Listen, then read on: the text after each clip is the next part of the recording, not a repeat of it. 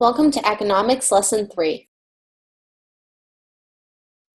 How are scarce resources allocated? Our lesson objectives are: understand and explain the allocation of scarce resources, identify and explain the basic methods of allocation in relation to economics, compare and contrast the basic methods of resource allocation in relation to economics.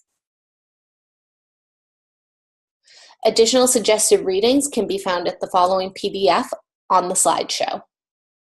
Introduction. There are several different methods that can be used to allocate our scarce resources. There is no absolutely correct way of allocating scarce resources. A particular method might prove to be ideal in one situation, but less satisfactory in other situations. Methods of allocation. Market system is the method preferred in the United States.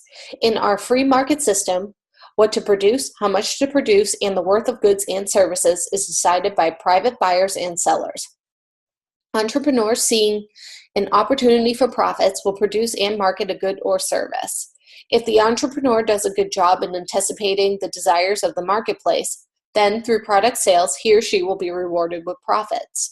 On the other hand, if the entrepreneur does a poor job in anticipating the marketplace's desires, resulting in no or few sales, he or she will receive losses.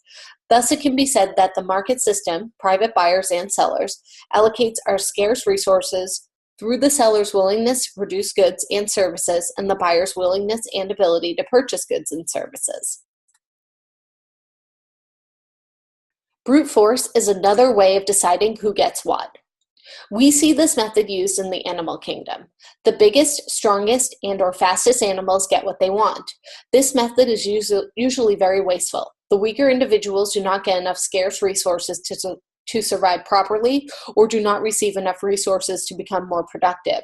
The stronger thugs tend to become fat and lazy, wasting scarce resources or not using them efficiently. Queuing, lying up.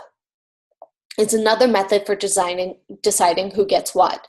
This method is based on the principle of first come, first served. This might be the preferred method of selling concert tickets, but this method has some inherent flaws. First, if this was the primary method for allocating all our scarce resources, too much of our time would be wasted standing in lines, and not enough time would be devoted to production. Also, when scarce resources get really limited, the purchase price rises, sometimes causing a black or underground market to develop. We see this happen at sporting events when scalpers resell tickets for many times their original value.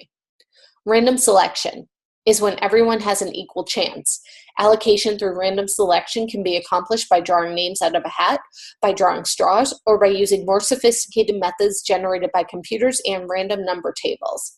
On the surface, this sounds like a good method for allocating scarce resources, and in some situations it is. However, it is not a good method in all situations. For example, if jobs were allocated by random selection, some of us might get the perfect job, one that we may never have gotten using any other method, but many people will receive jobs they are unqualified for or simply do not like. They will be like round pegs in square holes. Overall, production will suffer.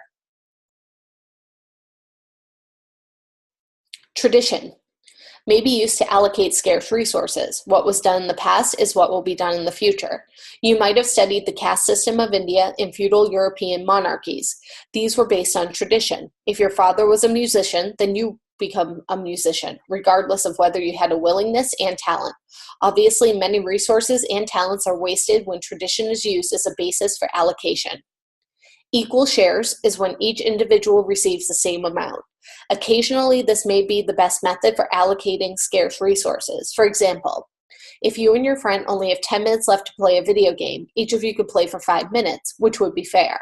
On a larger scale, however, this method might not be as fair, and many times it is very wasteful. For example, if everyone received an equal amount of food, then a person weighing 100 pounds may have too much food and some will be wasted, and a person weighing 200 pounds may not have enough food and will get sick. The problem is compounded by some people disliking some foods and others being allergic to some foods. Need as a basis for resource allocation refers to those who appear to be the neediest going to the head of the line. It is extremely difficult to determine when other individuals falls into this needy category. It is even more difficult to determine when this individual is no longer in need. Many times being needy is a value judgment based on one's own background. Many times need is based on hardships, and there are many tragic examples of people exaggerating their hardships or creating self-induced hardships to qualify as needy. Planned systems exist in mostly socialist countries. Government planners decide what and how much is to be produced and distributed by whom, when, and to whom. Producers generally have little choice about what goods and services they will produce. Their main task is to meet their assigned production quotas. Prices are set by government planners and do not change according to supply and demand. In some situations, government planning works fairly well as long as the economy is simple and the variety of goods and services desired is small. Furthermore, planned systems might even be necessary under certain conditions during wartime, for example.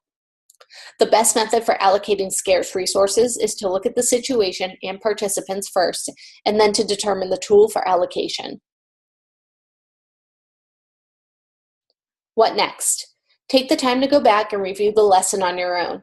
After your review, complete the lesson review for the lesson and submit for grading. Remember, your submission should follow all the rules for standard written English. All submissions must be written in your own words and sources used cited at the end. How to cite sources in APA format.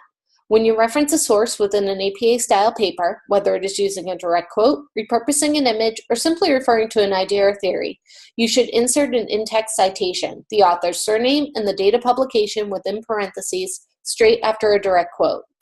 CitationMachine.net will assist you in creating citations.